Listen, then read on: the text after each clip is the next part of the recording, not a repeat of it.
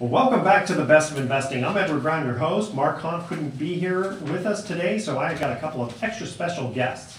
And we cut to the first first commercial break. Here was the first trivia question. The Rembrandts sang, "I'll be there for you," for what famous long-running sitcom? And I see puzzled looks in the studio, so I'm going to give the answer.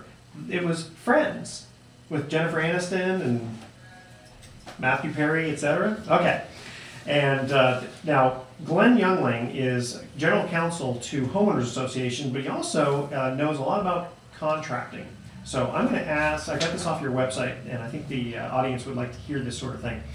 Okay, 10 things you should know about contractors. Any contractor who does home improvement work for more than $500, labor and materials, must be licensed.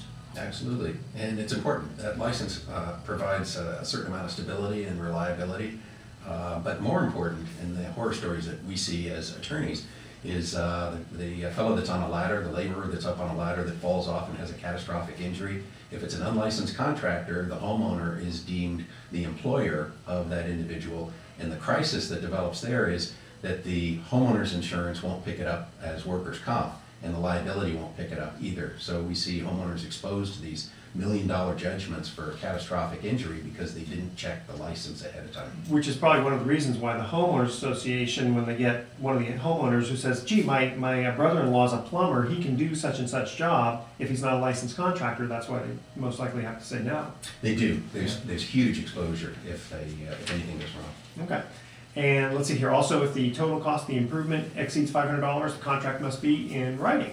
And that makes common sense, but you'd be surprised how often people say, well, yeah, you could just do it, my brother-in-law recommends it, but it should be in writing. When a board of directors is making decisions like this, it's not for their own business, they're fiduciaries on behalf of all of their owners, so they have to have that little extra business-like conduct. And I would think when you say in writing, even to have it reviewed by a lawyer, and so often people think, oh, I'm just remodeling something and it's not a big deal, and they'll just sign on the dotted line without having a lawyer look at it. Yeah, and not all contracts are alike. No, they're not. And so many times I get people that say, well, this looks okay, but nobody ever asks me to be an optimist. So when I look at a contract, I've got to be the pessimist. I have to come up with all the bizarre scenarios and make sure they're protected if anything goes wrong. And after you're in the business a while, you see things do go wrong. You have to assume they're going to go wrong. I remember when I had a major remodel go on, the contractor, I didn't know who he was, but he came highly recommended, and he handed me this contract. So I had my attorney review it, and he looked at it and he said, this is a very good contract. You do not want to get into a problem with this contractor. And it turned out the contractor was great. I mean, he was a fantastic contractor. Gary Geeson, I'll give his name. He's fantastic. Okay, so let's see here. We have the contract must contain the scheduling of the work, describing it, paying for the work, and potentially cancellation rates. Yeah, all of that needs to be in there because, you know, what if an earthquake strikes in the middle of it, or there's a fire, or they open up a wall and it turns out that it's a different scope of work than what was originally intended. You have to kind of plan ahead for these kinds of things, and it doesn't require a long, elaborate contract, but the basic bullet points should be covered. And the State of California Contractor License Board has an excellent website where they advise consumers about their rights there and what the basics of a contract look like. Yeah, I know in some cases, like mostly, let's say commercial buildings, where you're talking a lot of money, usually because of borrowing with the interest costs, that they'll have certain clauses in there that might be, you know, rather than punitive, like if you take too long, we're going to charge you, you know, $100,000 a day against what we owe you, the contractor. There might be an incentive clause to finish early, just for that reason, which I think is an excellent idea. And let's see here, how about this? It is illegal for a contractor to require an advance payment larger than $1,000 or 10% of the contract for home improvements, whichever is less. So you get those fly-by-night contractors who say, gee, I need a $5,000 deposit. That is huge, and this is for homeowners themselves contracting with a contractor. If you get up to the association level or you're in a commercial level, these things don't apply. But a contractor asking for a big deposit tells you that he doesn't have good credit lines with his vendors, or his subs don't trust him. And so he's got a cash flow issue, and he's asking you to foot the bill. And in this world, it often happens that the money doesn't make it through to the supplier or the sub, and they may lien the place. It's an indication that there's perhaps some shallow financial problems with a particular contractor if they want a big deposit. Yeah, and I've seen some cases where materials were purchased and then the next day they were all gone. and so was the contractor, so that's not a good thing. So again, the audience, that's good to hear that $1,000 or 10%, whatever's the minimum, or in that case, whichever's less. And failure to complete the job for the contract price constitutes a ground for disciplinary action against the contractor. So I guess that's kind of protecting the homeowner for either bait and switch. They did it with cars too, didn't they? Where you have to give like the old carburetor back if that's what was fixed. I think that's still a law. You can ask for the carburetor. But yeah. In any case, with the contract that you have with the contractor, the key there is the scope of work. Often if you say, well, I'm going to put it out to 3 bids for the roof, you'll get 3 different types of roofs, and you won't be able to compare. It's apples to oranges. So you want to get your scope lined up ahead of time and hold the contractor to the scope. Some contractors will come in with a very low number, and then they'll change orders, yes. and the money, then it just mounts right up. And so you want to make sure that you've got a good scope coming into it, so you're not as vulnerable to those kinds of claims. The next thing I had on here was about an unpaid licensed contractor can use mechanic liens to secure his or her interest in the property so that the contractor can actually foreclose on the property but must use a lawsuit to do so. And I would suggest that from a contractor standpoint, he should pull a preliminary title report to make sure that there is some equity in the property. Yeah, even tenants have to worry about that now when they come in. The place may be in foreclosure. You really have to worry about that.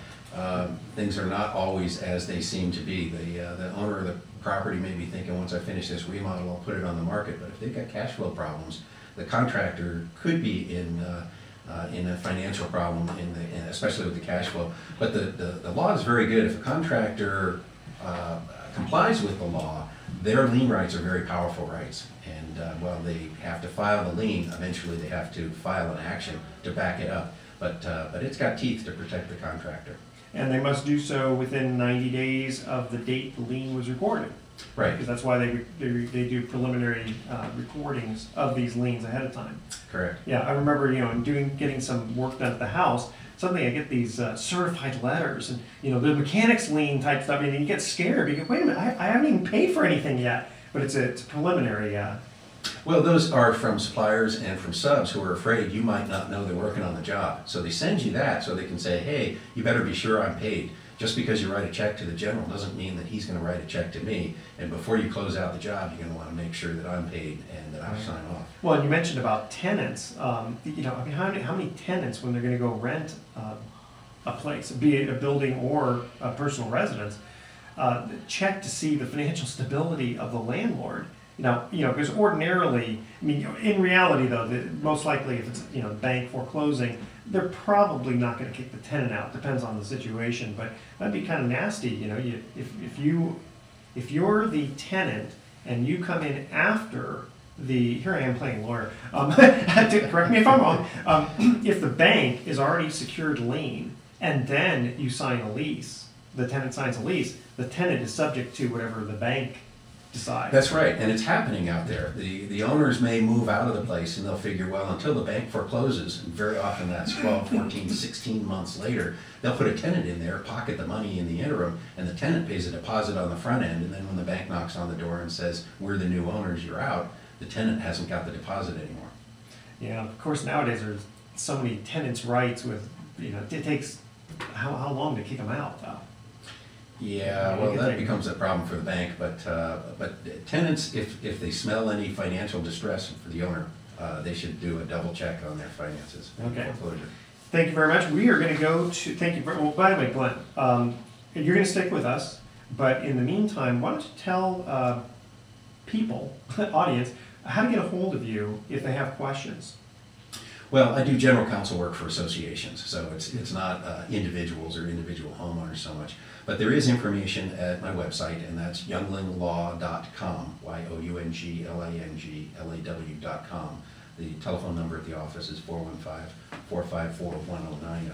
But as I said, we work just with homeowner associations. Okay, and stick around because when Michelle gets into estates and trusts, I'm sure you'll have some questions also. Okay. We're going to cut to our second commercial break, and here is the trivia question. And again, the theme is TV theme songs. All right.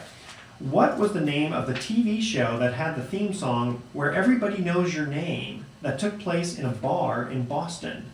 And if you sang it, it would be Where Everybody Knows Your Name. You remember that? Okay. The first 3 callers with the correct answer win a free 3-day, 2-night stay at the Lighthouse Resort. Their website is lighthouseforfun.com. Call 888-912-1190. That's 888-912-1190 to answer this question. What was the name of the TV show that had the theme song Where Everybody Knows Your Name that took place in a bar in Boston? Call 888-912-1190. Make sure to include your name, address, email address, and phone number, and we'll be right back.